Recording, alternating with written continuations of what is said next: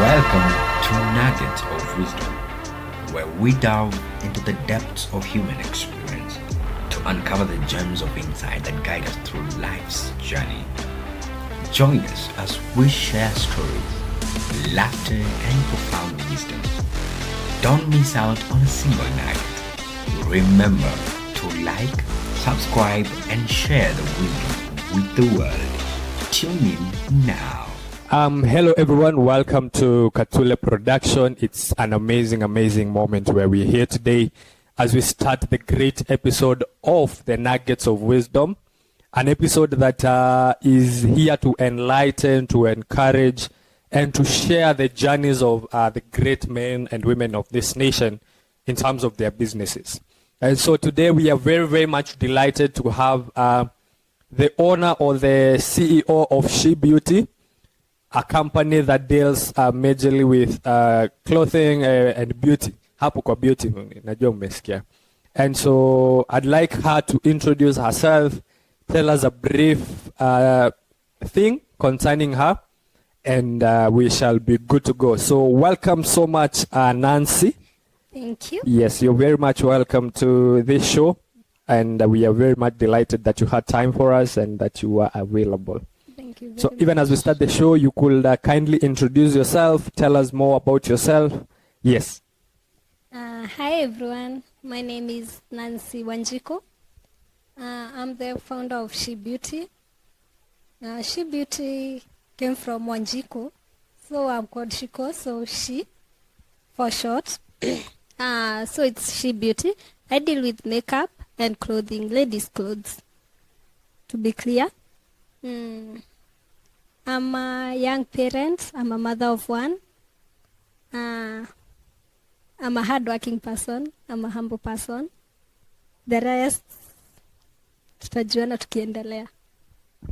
Very much. Thank you so much. So we go direct into set of questions we've had, or our viewers would like to know. So would like to know more about Shee Beauty. What brought about Shee Beauty? What was the vision behind it? What was the motivation behind it? What made you decide to venture into the beauty and cosmetic world by you starting your own company? Shee Beauty, I started it as a passion. It was in me. It is something, those who know me from high school, it is something I used to love even when in school. What wakenda zile funky I used to do their eyebrows, as in, it was there from way back, but I didn't study for beauty. When I finished school, I did IT. Then after IT, haikuingiana. So I decided, after IT, I went back home. I told Mom, you know what? I don't want to do IT. Let me do what I love. So she agreed. She's a very nice person. She agreed. Akaambia, well, if you want to do beauty, it's okay. That's when I decided, no, beauty it is. From there, beauty started. I studied beauty. Till now after going to school, studied beauty. I was employed by someone. Her name is Jerry, she's a very wonderful person. She's one of my best friends. Then after there, I decided after her, I got a baby in between. Then after the child, I decided I don't want to be employed again. Let me now do my own thing. That's when I started Shee Beauty. And I thank God till now, it is something at least I can say I have been able to teach someone or some few people. Yeah, and it's a work in progress. Yeah. That's very amazing. So we clearly understand that Shee Beauty comes out of passion. Yeah. So despite you going to school, mzazi hakuwaifika mahali akakwambia ulifanya nikalipa school fees ya miaka 4 nikakupeleka ufanye IT. You know, when you say you are an IT specialist in this country, you're doing you are having a very good cause.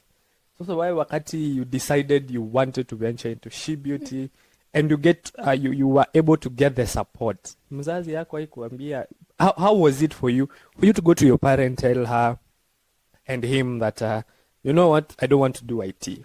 I don't want to venture into Shee Beauty. Hakuna mahali alikuambia, sasa wewe miaka 4 tumekupeleka shule ukawaste fees? Actually, I didn't finish IT. I did it for some time. Then I went back home nikaambia mzazi, this is not what I want.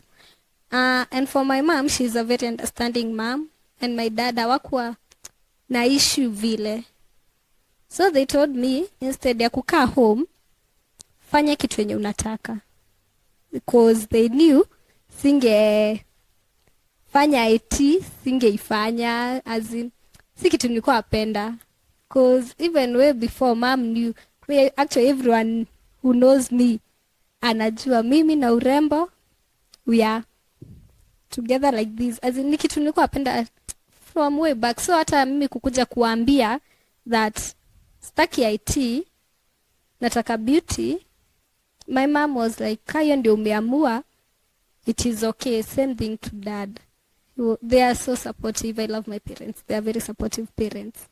That's very amazing. So now there's these instances where there might be someone who wants to venture into something they love or a passion they love, but now you get to find that the parents aren't supportive. What could you tell such kind of a person? Like, let's say I did engineering. Let me take myself as an example. I did civil engineering, but my passion seems to be at the line of media, journalism, and such kind of things, and music production. But going to approach a parent and tell them that you want to achieve this, there are those parents who wouldn't understand why you want to go to that, and yet they have taught you for 4 years, let's say, in school, for you to do that specific course. So what could be the encouragement you could give our viewers? Someone who's seated back there, alifanya course fulani, but hiyo haikuwa passion yake, na sahi anafikiria anataka kudive into their passion, lakini anaona ni kama hawezi. What I can tell such a person is, if you are able, ama kama uko na uwezo, unaweza jisomesha hiyo course unataka. You can go back and do what you love. Then you might find hii course yenye umefanya inaweza kusomesha hii ingine. So you can do that, maybe do this part-time and then maybe go back to school. But if you are not able to do that, fanya hiyo course yenye umesomea, just do it. At some point utapata, maybe you find a friend mwenye anaweza kufunza hii yenye uko na passion nayo. It's not a must that you go back to school and do what. Find a friend who anaweza kufunza hii yenye iko ndani yako. Huwezi kosa an instance unaweza itumia mahali. That's what I can tell someone. But kani kitu iko ndani yako sana, don't give up on it. Try your best and find a way to make it work. That's very amazing. So I know our viewers, if you heard that, please take it into consideration. It is very good for you to do what your heart or where you find yourself at peace doing. So on to our next question. Would like to know the vision and the mission of your company. You know, these are the two things that drives someone to be able to achieve something. When you have a vision and you have a mission, you're able to push yourself through despite the challenges. So if you could share with us the vision and the mission behind Shee Beauty and the thing that keeps you motivated. In the vision of Shee Beauty, I want to make every lady feel comfortable in their own skin. I want to reach a point where I can manufacture my own products, so that everyone with a different kind of skin can have their own comfort in using my products and being comfortable in their own skin. In my mission, I want to make it easy for other girls who are venturing into the beauty industry to be able to come out and be able to experience the beauty industry, as in work more on the beauty industry. So I want to grow myself and my space to be able to accommodate others and show them that it is okay, it is fine, you can do this. Yes, we are told that beauty is expensive, but I want to create a space where I can be able to accommodate so many people and help them grow and learn. So there's this demystification, or there's this myth that beauty only deals, or beauty is only for women. What I mean is, if you find a gentleman or a man working in a salon or in the beauty industry, they are not men, they are weak men. So what can you say about it? How can you demystify that myth so that even if there is a young man seated there wants to venture into the beauty industry, can feel comfortable to do it and start it? That's actually very wrong, because in the beauty industry, right now you find many ladies or women are more comfortable dealing with men in the beauty industry, which is really paying well. And any man who wants to venture in the beauty industry, just do it. There is always something for everyone. It's not like if you're doing beauties, do your what? You just, if it's in you, just do it. Don't listen to people who just talk. Society will just be there. But if you want to venture in the beauty industry as a man, I tell you, it's really paying. I have a friend who is a guy in the industry. He's doing really well. So as a man, just don't listen to those stories. I don't know who did this, why you are not supposed to do this. Just be you, do you, and come with your unique self. That's it. That's very amazing. So for you out there, please, Miss Kia, do you and come out as yourself. As we head on to the next question before we take a short commercial break, what are the challenges you have faced so far in your industry? I know you may not be somewhere where nothing goes smooth. In every aspect or in every company setup, especially when you're starting or you're owning a company, you will have several challenges. So what are the challenges you have faced? How have you been able to overcome them? And what are the lessons you have learned so far? In the beauty industry, the most challenges are getting products. That's one of the, I guess I can say, the biggest challenge, getting original products. That's the biggest. Then beauty products are expensive. So kama hujajipanga vizuri, obviously there are challenges. But once you are able to afford the products, you can be able to get really nice products, affordable products, and products where people won't complain about your work or anything. But how to overcome them? Have had support from my family. That one I can't lie, because I was still young. I'm still young. So I have had support from my family, a lot of support. I really thank my mother and my father. They are very supportive. So for me I might not be where I want to be, but for me I always say one step at a time. My mom have showed me that every step you take, there are challenges and there is always something we'll gain out of it. So I have been able to learn how to maneuver huko tu katikati and find a way to sort myself out. Yeah. So when we're talking about challenge, there's this challenge that most people face even before they start a company, and that is in terms of capital and their finances. You find that there is an ambition someone has. I want to start my own, let's say, beauty place, but the amount of money I have isn't equivalent to, let's say, the room I need. Is it advisable for someone to just give up, or they can even start from that small room, or even just at the comfort of their house, and for them to grow? What advice will you have? Because I know a lot of people will ask the question of, I have a challenge in terms of capitation. I hear that, let's say, starting a beauty company or a beauty parlor for myself, I need, let's say, like 50,000. I only have 10,000. What advice could you give such kind of a person? In the, let's say, products, you can start with maybe selling from the comfort of your home, with maybe online. Actually, our phones these days are like our workplaces.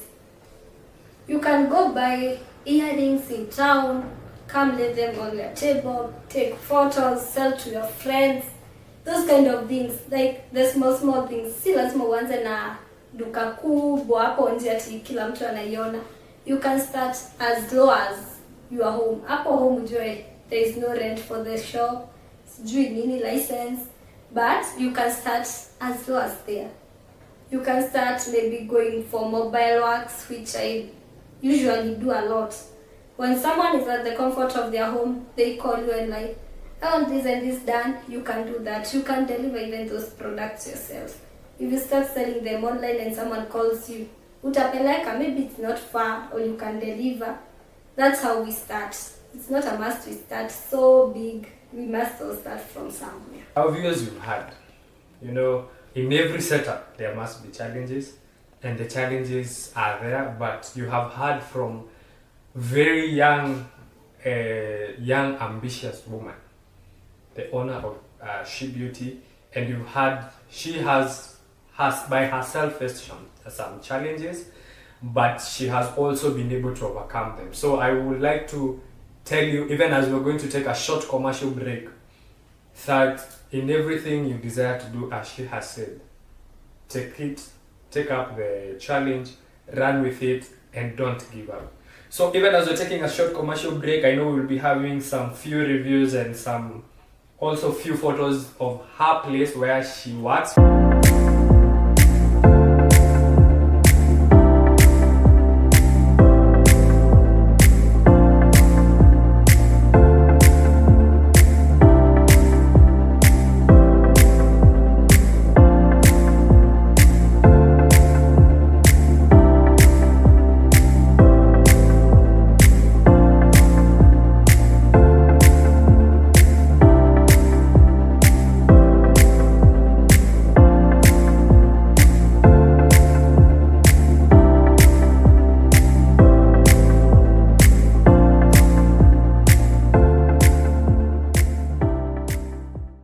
Yes, we are back after that short commercial break. I know you have seen some of the products that Shee Beauty deals with, and also where to find her. And so we are back to learn more, to get some more wisdom.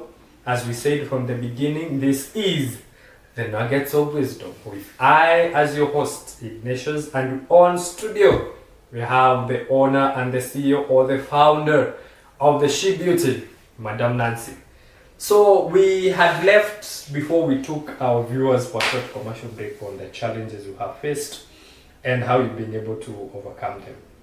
So now I want to ask a very important question. Where do you see your company in, let's say, like the next 5 years? Do you have the aspiration of opening branches? Do you have the inspiration of also opening an institution? Even in the business world, you can open an institution that can teach people.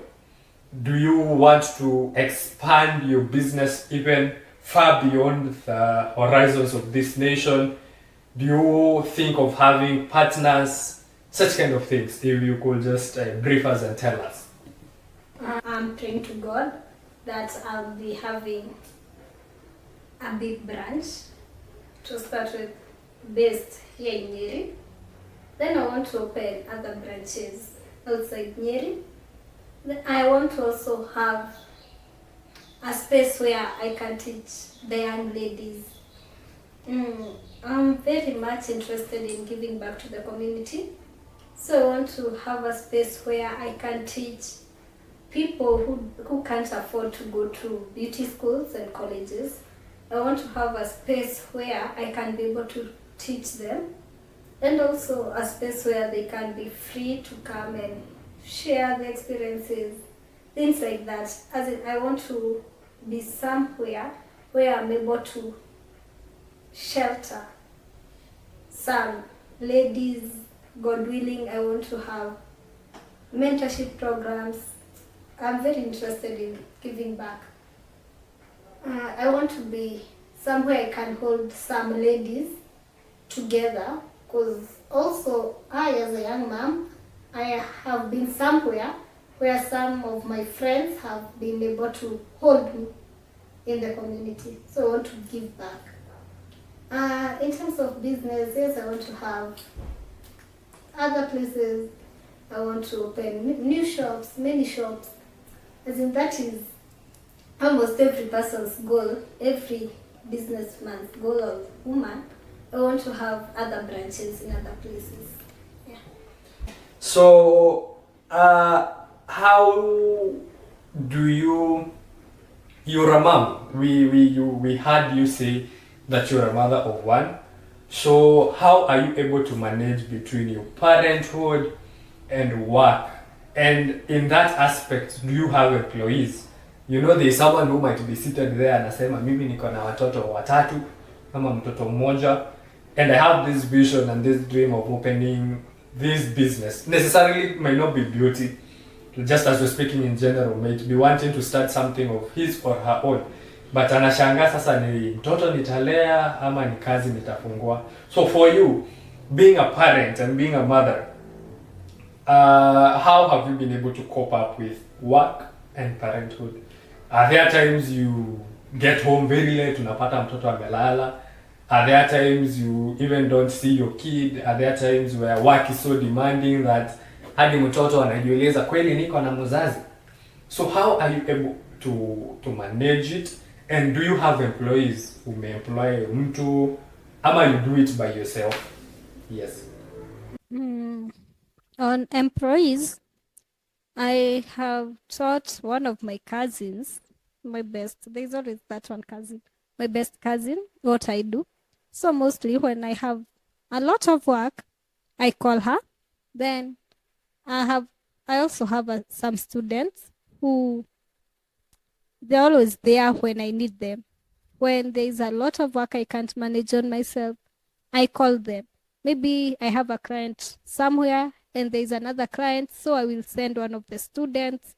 But wengine kuna wenye wamemaliza, but I still have wengine kwa class, which I have some starting on Monday. So kuna wenye wako class, but hao wenye wamemaliza, when their businesses haziko, si kila time biashara inakuanga poa, they can call or I can call and nitawatuma tu juu sasa I can't do everything on my by myself, so I call them.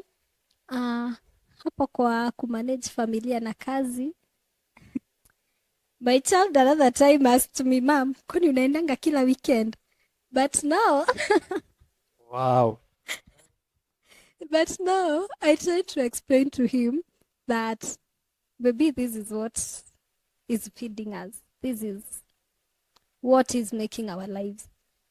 So kitu nimeonesha mtoto wangu ni eti there's sometimes unapatanga kazi imekuwa mingi, clients wana come in late, so you have to stay late sana. So nimemfunza, when I call him and tell him I'm at work, tutaonana asubuhi. There is no day nitaenda kazi if I'm around, sikuishe kama sijamuona, either asubuhi ama jioni. Hakuna siku, either akienda shule ni mimi nitampeleka ama nitamuendea. Nimemuonesha there is no day itaenda siku mzima na niko mahali naweza make kukosa kumuona. Because I understand hata kama ni kazi, this child bado ananitegemea, he's still young, bado ananitegemea, anahitaji kuniona. But pia nimemfunza, like on weekends when there are weddings, I mostly go on Friday and Saturday, I come back on Saturday. Mostly it's either nitafutie mtu wa kukaa na yeye ama I take him to my parents, which ako comfortable kukaa na wazazi. So nimemuonesha like it's work, but pia sijamwachilia juu ni kazi. There is still time. Then najaribingi sana kukosa kuwork on Sundays. Sunday it's me and him. Church, from there tunapanga vitu zetu. As in nimuoneshe tu. Then nimejaribu sana kuwa hapo like when he's doing the homework. So yani I must be there for him each and every time. Hata kama kazi yes iko na ni lazima, mtoto nimemuonesha hata as in this is me and you. At the end of it all, it is me and you. Lazima nitakuja, tutabond. So sitakangi kumuonesha like work is more important than him. Yeah. So behind, even aside from the vision and mission, is your kid the biggest supporter that gives you the encouragement for you to carry on despite the many challenges. Because now, ever since COVID, there has been a lot of instability in the country. There has been a lot of downfall in terms of business. When you needed, how many calls you get. Is he the reason why you will wake up every day to just see yourself pushing through despite the difficult times, even at your work? Because I know there are times you may sit down and ask yourself, work isn't giving work. My child is, sijui nitaisemaje, but my child is my biggest support system. My child, my mom, and my dad. Cause now my baby is a COVID baby. But hiyo time ya COVID everything was everywhere. But still, actually nasemanga, I don't know how we survived COVID, but we survived. So even after COVID, I try as much as possible to show my child we survived. We will still survive. Even after everything happened, we will still survive this.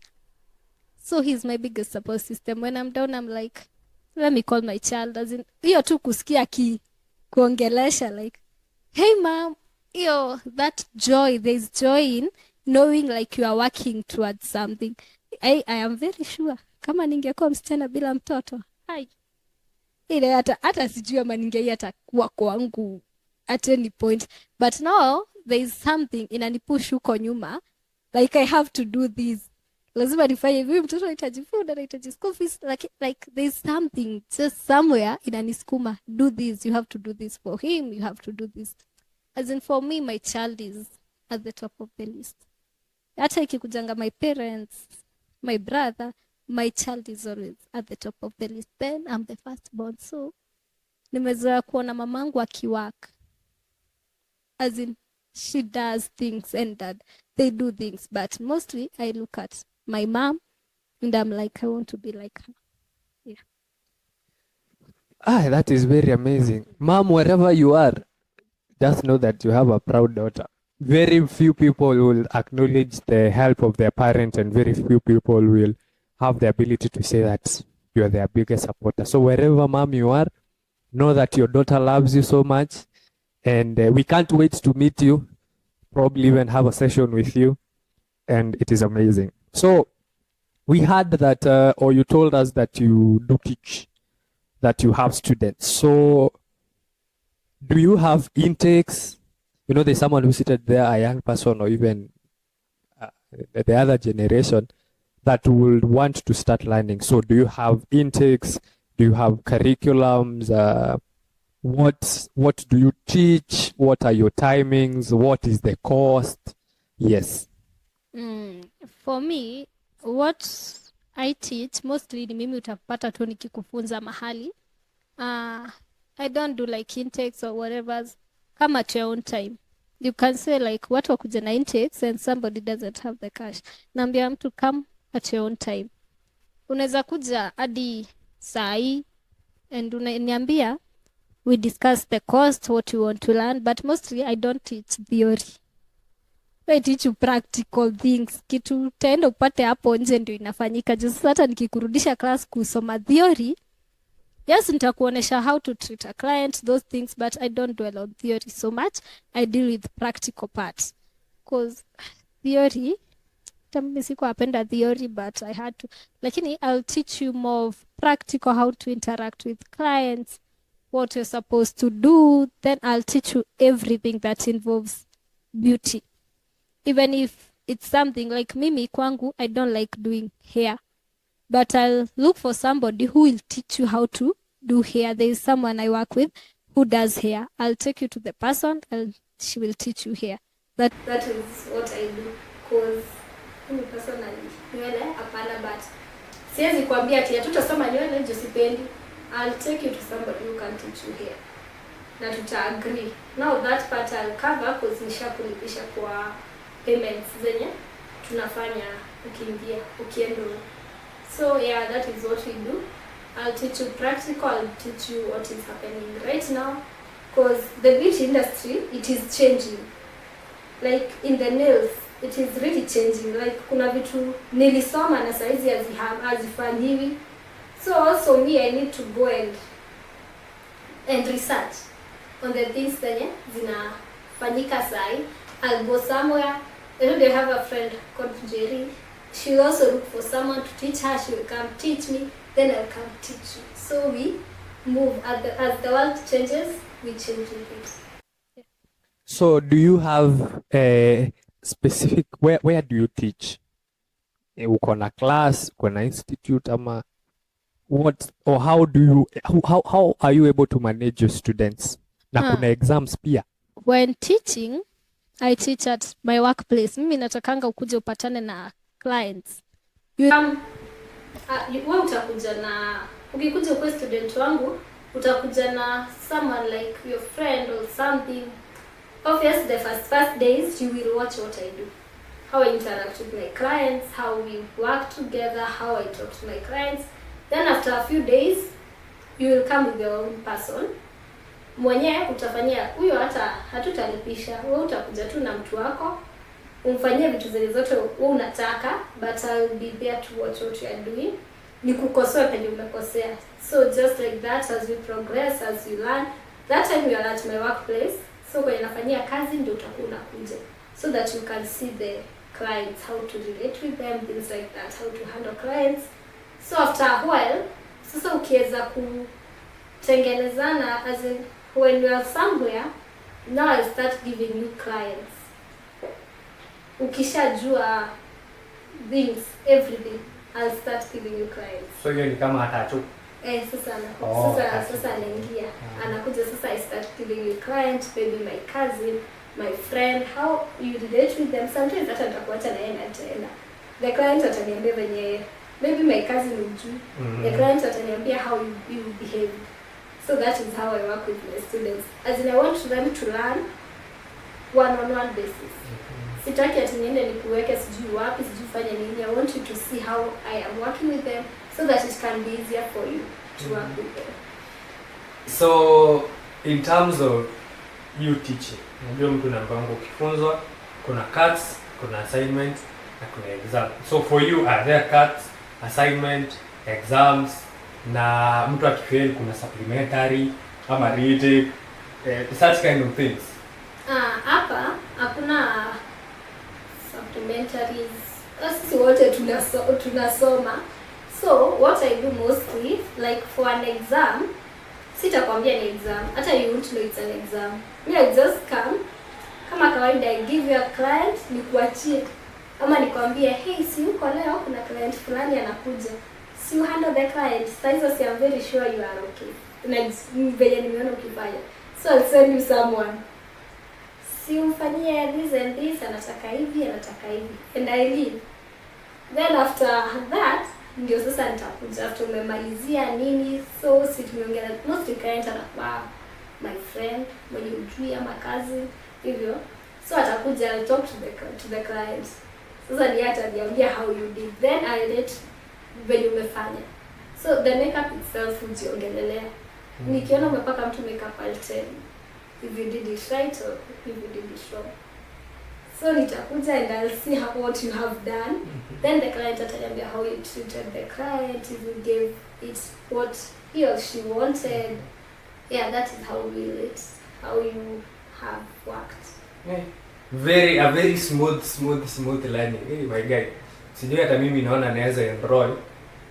Nione kama ninaweza pata hako ka supplementary hata kama hakuna. So, now other than Shee Beauty, what do you do? What keeps you fit? What are your hobbies? What do you do during your free time? Yes, such kind of things. Other than you being a founder of a company, do you have any other work you do? Do you have any other place you are able to associate with other people or get yourself just active? And your hobbies, is it kulala? Is it bike riding? Is it adventure? Is it reading books, swimming, listening to music and dancing, such kind of things? My hobbies, kama kulala imewekeka hapo, tukaziruhusu. I guess napenda kulala, lakini kujituma nayo mwili. Anyway, napenda travel, which I do a lot because of work. Most of the weekends najipatanga tunatembea. I love traveling. Napenda kusoma books, but sasa hiyo nayo inakuwa tricky juu ya time, but napenda kusoma books. What else I do? I sell clothes. Ukapitia social media platforms zangu nitawapea, utapata manguo sana. I also dress myself. Utapata nguo mingi sana ati. I guess I love just kupitia manguo. Napenda kuwa na collections za nguo na viatu. Hiyo nayo inakuwa tu mahali. Napenda sana nguo. What else I love doing? Napenda kuwa social media. As in to discover new things. Kwa beauty industry na clothes huwezi survive bila social media. Utajipata tu at some point when you are not busy, you are scrolling who has the latest design. And kuna earrings zinakaa poa. As in, you just find yourself looking through people's makeups, like dailies. I love going through. I guess I love learning new things in the beauty industry, in the clothes industry, in designing. Napenda tu hizo vitu. Urembo tu. Mostly for women. So, just by the way, from our research, even when we were on a short break, we get to learn that you do talk. You do talks with young women. You do talks with organization. Can you tell us a bit about that? That is now you, aside from you being a founder and a CEO. You know, it is very difficult for you to find a whole CEO seated somewhere above someone and allowing themselves to be a motivation to someone. So we learned that you do talks to young women. You are part of some empowerment groups and some organizations. Can you just tell us a brief about that? I don't know where to start with that, but I guess it's because I found myself in one of those groups. Then some friends of mine started a group. I don't know, come on, as I mentioned, Maisha Youth. I joined the group. The leader there is a friend of mine. I joined the group. We go to meetings. There's so many things to empower young people and this young generation. As in, I tell people I got pregnant at an early age. That is something I nilipitia. So we try not to let other people pass through the same thing. But then when something happens, huwezi kuja kuambia mtu, oh, you did wrong, sijui ulifanya nini. So we try to also encourage. We empower and we encourage. Then I'm also a part of Mzai Foundation, where we help the community. I guess, I don't know, giving is just a part of me, giving back. For the fact that somebody held my hand at some point, inakuanga in me that I should help someone else stand. When mimi nilisaidiwa, I can also help someone else. That's what drives me, kwa kusaidiana, but sifanyangi juu, sijui nini. I have been part of so many organizations, but for now, because of work in a limit sana kuenda, but I am still a part of those organizations. I help where I can. Very nice, very nice. So even as we are about to get into a conclusion, I know our viewers, I can see from the online platform, someone is asking, uko na mtu? Are you in the market or are you off the market? You know, there are a lot of people who are seeing this beauty and asking, naweza upata kama kujua kama ako na mpoa ama she's up for grabs so that we can try shoot our shots.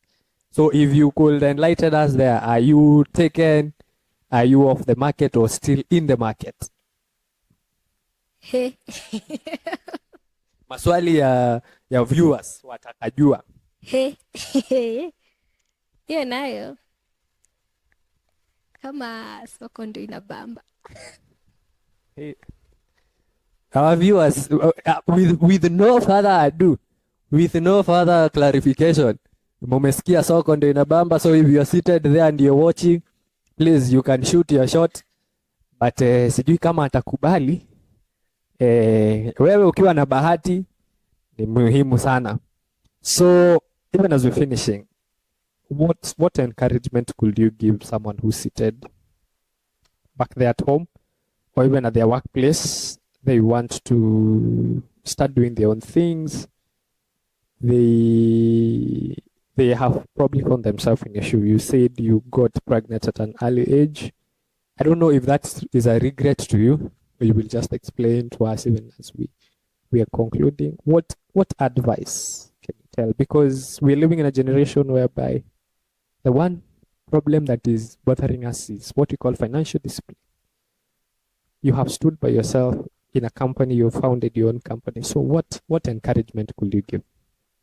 To someone seated there thinking what I'll do, maybe a young lady or a young parent, unafikiria what I will do at this point when this has happened. All I can tell you is whatever you want to do, it's never too late to start. As in, usifikirie sijui somebody sijui amefanya nini, sijui ameanza na duka kubwa, sijui. Never, usifikirie hivyo. Whatever small you can start with, inaweza kusaidia kufika hiyo level yenye huyo ako. But usijiambia sijui juu nimefanya sijui sina hiyo capability ya kuanza huko sitaanza. You just decompose, anza penye wewe unajua kabisa unaweza anza. Then maombi, prayer works. That I can tell you. Prayer works. Always tell God what you want. Then be thankful for what you have and what you don't have. Si lazima sijui complain, sijui nini. I'll say this, a wise person told me, always be grateful to God for the doors He has opened and the windows He has closed. That is somebody, a very wise person told me. Na hivyo ndivyo nimejifunza sahi. Then si kumaanisha ati juu you are young parent sijui huwezi fanya nini. Kwa kijana wa 3 nalea, lakini it's not easy. But wewe jipe nguvu na huyo mtoto. Usiwe regret. It's never a regret that I got a child at a young age. I'm doing this as a single parent. It's never a regret. Actually, I don't regret at all having that child. Juu kama si yeye, actually I say my life, I don't know where it would be if it's not for that child. Juu ningekuwa nashangaa hizi pesa natafutia nani hadi. So hata singekuwa na mind ya kujijenga. But at this time, huyo mtoi at least I know I'm building a future for this child. As I never regret having a child. It shall happen. We can't change it. But always be there, be supportive to the child. As in usoi muonesha like, sijui you are mistake or anything. Usoi fanyia mtoto hivyo. We just love the child. Life kuna point inafikanga unasikia hadi ka huyo mtoto. It's not easy, but always pray to God. God answers. He listens. And He gives you a solution. That is vitu nimekuja kulearn. Yeah.